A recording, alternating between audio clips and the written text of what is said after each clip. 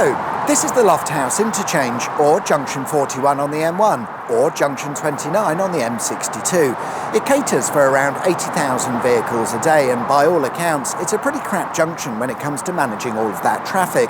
But if we put that to one side for just a moment, when you look closer at the interchange, you realise that there's some fantastic engineering solutions that went into the making of this notorious interchange.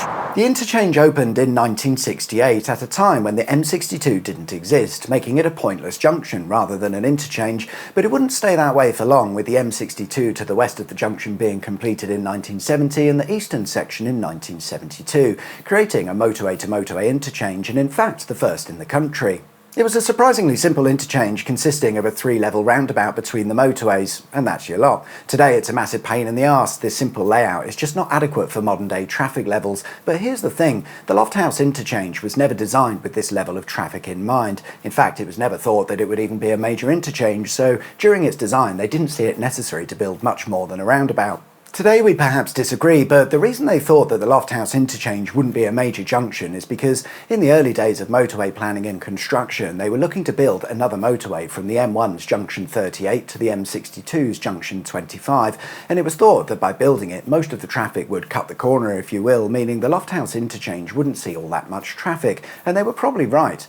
Plans for this motorway would be approved in 1970, and it was all set to go, but it didn't. They were busy building other roads and it just wasn't high on the priority list, which by the mid-1970s was a problem because the government pulled all of the funding for road building projects, meaning this new motorway was cancelled.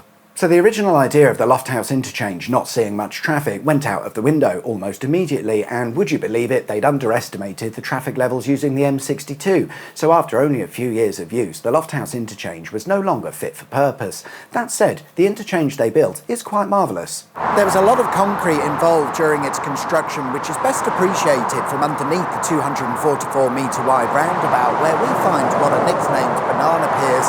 These support the roundabout's carriageway, and whilst they certainly look interesting, they were made this way out of necessity. A big problem for bridges and infrastructure like this is thermal expansion. You have to allow for a certain amount of movement, and on, say, a low, straight, flat bridge, this is quite easy to solve with expansion joints. If you want to suspend your road in the air with a slight camber and curve to suit a roundabout, the thermal expansion needs to be controlled and directed in the right way, because otherwise it could twist or distort the structure, and the banana piers effectively allow the bridge to expand along the direction of its curvature whilst the road deck and piers remain stable. The interchange remained as per its original design and layout until the late 1990s, during which time the traffic levels only increased, and this was made worse following the construction of the M1 to A1 link, which meant even more traffic passing through the interchange.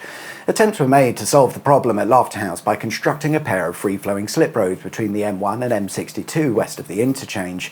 These haven't helped all that much, but they demonstrate quite a nice engineering solution to the problem of retrofitting some slip roads to an old junction. Because of the severe traffic levels, you can't just close the interchange whilst you work on some slip roads, so it was decided to put the slip roads into cuttings and use tunnels where necessary, allowing for them to be built whilst the motorways remained open, and they did a pretty decent job of it, I'd say. It's just unfortunate that it didn't really solve any of the traffic problems, but I suppose the addition of these slip roads adds to the unique look of the interchange, creating an odd mix of old structures and new.